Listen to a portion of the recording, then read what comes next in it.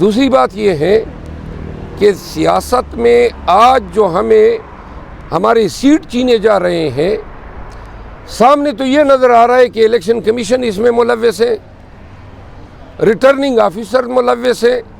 اب جنہوں نے یہ کام کیا ہم ان پہ دعوے داری کریں یا ہم فوج پہ دعوے داری کریں؟ اور الیکشن کمیشن میں ہمارے مقدمات آئے روز جو ہیں تبادل کا شکار ہو رہے ہیں۔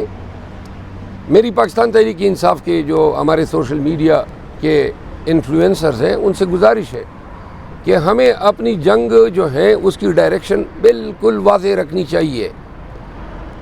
ہمارا مینڈیٹ چوری کیا ہے سیاسی پارٹیوں نے، ایم کیو ایم نے، پی ایم ایل این نے اور پیپل پارٹی نے، اور ان کے سہولت کار۔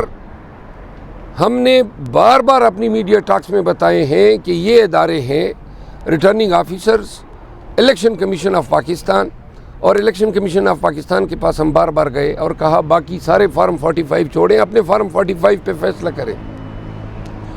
تو لہٰذا ہماری جنگ جو ہے وہ پارلیمان کے اندر بھی رہے گی، پارلیمان سے باہر بھی رہے گی، جب تک ہمیں اپنا مینڈیٹ نہیں ملتا ہے انشاءاللہ یہ بھی چین سے حکومت نہیں کر پائیں گے۔ سر کیا آپ وفاق اور پنجاب میں حکومت بنانے جا رہے ہیں؟ نمبر گیم پوری ہے آپ کے؟ تو دیکھیں نمبر گیم تو آپ دیکھ رہے ہیں کہ جو ہمارے نمبر ہیں وہ تو انہوں نے چوری کیے ہیں، اور 2 دن کل نہیں پرسوں انہوں نے کہا جی کہ ہمارے سارے بندر بانٹ ان کی ہو گئی ہے، فلاں جو ہیں وہ صدر ہوگا، فلاں چیئرمین سینٹ ہوگا، فلاں اسپیکر ہوگا، فلاں گورنر ہوں گے۔ ان کی ساری سیاست پیپل پارٹی اور نون کی، ایم کیو ایم کا تو نام ہی نہ لے کیونکہ وہ پارٹی تو عملاً مفقود ختم ہو چکی ہے، ایک سیٹ نہیں جیتی ہے۔ تو لہٰذا ان 2 پارٹیوں کی سیاست جو ہے وہ حکومت پہ قبضہ کرنا، پھر حکومت میں ہوتے ہوئے عوام کا جو پیسہ ہے، پاکستان کا جو پیسہ ہے وہ چوری کر کے باہر لے جانا ہے، یہ ان کی حکومت ہے۔ اور ابھی بھی 6 مہینے کے اندر قوم کو نظر آئے گا کہ یہ لوگ کس لیے یہ چوری کر کے حکومت میں آئے ہیں۔ جب آپ نے ایک ایجنسی کے اوپر الزام لگایا تھا کہ میرے گھر میں جو گھسے ہیں وہ ایجنسیز کے لوگ تھے، تو وہ کون سی ایجنسیز ہیں؟ آپ نے کو پتہ کروایا ایجنسیز کے لوگ تھے ہی کہ یا کوئی اور لوگ تھے؟ میرے گھر میں جو گھسنے والے تھے وہ تقریباً 2 درجن کے لوگ تھے، اور سب نے ماسک پہنے ہوئے تھے اور چہرے پہ ماسک تھے، حتیٰ کہ انہوں نے بال تک چھپائے ہوئے تھے۔ گھر کے اندر کیمرے جو لگے تھے وہ ڈس فنکشنل تھے، جس کے بعد جو ہے ہمارے شکوک مختلف سمتوں میں گئے، اپنے تئیں ہم نے پتہ کیا۔ جہاں تک اس الزام کا تعلق ہے، چونکہ جب آپ کے ہاں چوری ہو جاتی ہیں تو آپ کا ذہن ہر طرف چلا جاتا ہے، اور فوجداری مقدمات میں جب آپ کسی کو پراسیکیوٹ کرتے ہیں تو ان کی شناخت جو ہے وہ لازمی چیز ہے کہ آپ نے بتانا ہوتا ہے کہ فلاں شخص جو ہے اس نے اس جرم کا ارتکاب کیا ہے۔ اچھا شیر افضل مروت صاحب، یہ بتائیے گا کہ کچھ خبریں ہیں کہ سنی اتحاد کونسل کو بیرسٹر گوہر نے، علی امین گنڈا پور نے اور بھی کافی لوگ ہیں جنہوں نے جوائن کرنے سے انکار کر دیا، اس حوالے سے کیا کہیں گے آپ؟ جی اس سوال کا جواب آدھا رہ گیا، لیکن میں پہلے آپ کے سوال کا جواب دے دیتا ہوں۔ عمر ایوب صاحب اور جو ہمارے دیگر چند بیرسٹر گوہر صاحب، انٹرا پارٹی الیکشن ہو رہے ہیں 15 دن کے اندر، تو انٹرا پارٹی الیکشن میں یہ کنٹیسٹ کرنے کی خواہش رکھتے ہیں، تو اگر یہ یہاں پہ شمولیت کرتے تو پھر پاکستان تحریک انصاف کے انٹرا پارٹی الیکشن کے لیے نااہل ہوتے۔ تو لہٰذا اپنی پارٹی کو ہم نے ایکٹیویٹ کرنا ہے، فنکشنل بنانا ہے۔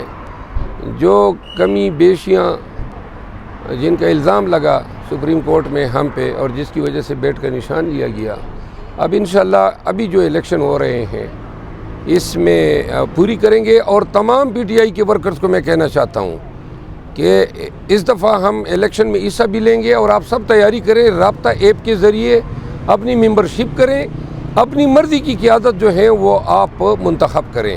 انشاءاللہ میں خود اپنے دوستوں کی ساتھ مشاورت میں ہوں، اور جو ہمارے دوست پارٹی کے پلیٹ فارم سے الیکشن لڑنا چاہتے ہیں ان کو میں سپورٹ بھی کروں گا۔ جہاں تک اداروں کی بات کی، آج کل کے حالات میں اور بالخصوص الیکشن ہونے کے بعد یہ نیریٹو جو ہے ڈیولپ کیا جا رہا ہے کہ پاکستان تحریک انصاف سے جو سیٹیں چینی گئی ہیں اس میں اسٹیبلشمنٹ کا کہیں کوئی کردار ہے۔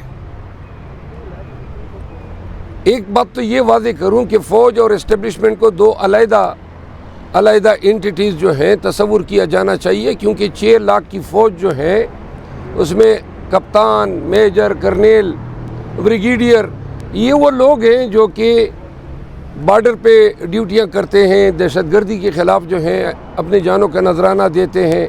اسلام آباد ہائی کورٹ کے قابل قدر جج سردار اعجاز صاحب کی عدالت میں میرے گھر پہ جو غیر قانونی ریڈ تھا رات کے 1:30 بجے، اور جس میں انہوں نے میرے ملازم کو اغوا کیا، توڑ پھوڑ کی، وہ مقدمے کی سماعت ہوئی۔ کل جب یہ مقدمہ جج صاحب کے سامنے آیا تو انہوں نے یہ آرڈر جاری کیے تھے کہ اگر میرا ملازم واپس نہیں آیا تو اسلام آباد پولیس کے جو سینئر حکام ہیں وہ پیش ہوں گے۔ تو کل ہی میرا ملازم واپس آ گیا تھا، جس پہ میں نے میڈیا کو آگاہ کیا تھا، اور ملازم جو جب آیا میری اس سے گفتگو ہوئی اور انہوں نے بتایا کہ اس کو بڑی اچھی ٹریٹمنٹ دی گئی تھی، اس کو 2 جوڑے کپڑے بھی نئے خرید کر دیے تھے۔ تاہم مجھے وہ نہیں بتا سکا کہ ان کے اغوا کار جو تھے وہ کون تھے یا کس ادارے سے تھے۔ اس کے بعد جو ہے کل ہی پولیس نے مقدمہ درج کر دیا ہے میری شکایت پہ۔ FIR کی کاپی آج عدالت میں SHO نے میرے حوالے کی، تو جس کے بعد جو ہے چونکہ میری دادرسی ہو گئی تھی تو عدالت نے پٹیشن ڈسپوز آف کر دی ہے۔